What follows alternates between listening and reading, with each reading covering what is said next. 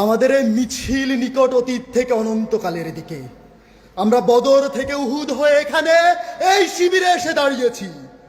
আমাদের এই মিছিল নিকট অতীত থেকে অনন্তকালের দিকে। আমরা বদর থেকে উহুদ হয়ে এখানে শত সংঘাতের মধ্যে শিবিরে এসে দাঁড়িয়েছি। কে প্রশ্ন করে আমরা কোথায় যাব? আমরা তো বলেছি আমাদের এই যাত্রা অনন্তকালের। উদয় অস্তের ক্লান্তি আমাদের কোনোদিন বিহব্বল করতে পারেনি।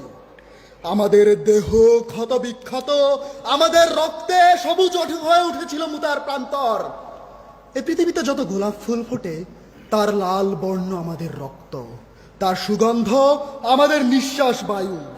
আমাদের হাতে একটি মাত্র গ্রন্থ আল কোরআন। এই পবিত্র গ্রন্থ কোনো দিন কোনো অবস্থায় কোনো তাওহীদবাদীকে থামতে দেয়নি।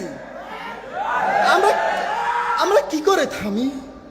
আমাদের গন্তব্য তো এক সোনার তরুণের দিকে, যাই ভূপৃষ্ঠে নেই। আমরা আমাদের সঙ্গীদের চেহারার ভিন্নতাকে গ্রাহ্যের মধ্যে আনি না, কারণ আমাদের আত্মার গুঞ্জন হু হু করে বলে ওঠে, আমরা এক আত্মা, এক প্রাণ।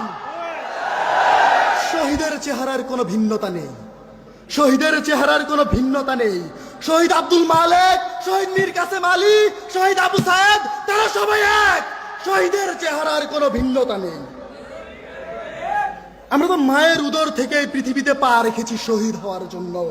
আমরা আজন্ম এই মিছিলেই আছি, এর আদি বা অন্ত নেই।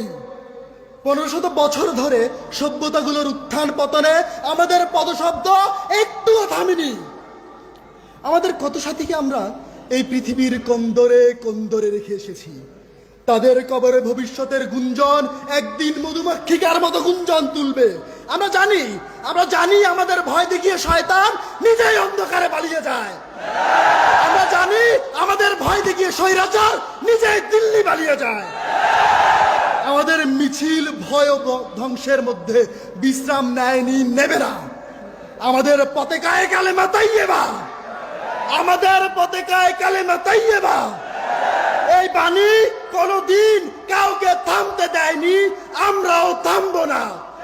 এই বাণী কোনদিন কাউকে থামতে দেয়নি, আমরাও থামবো না, আমরাও থামবো না। ধন্যবাদ।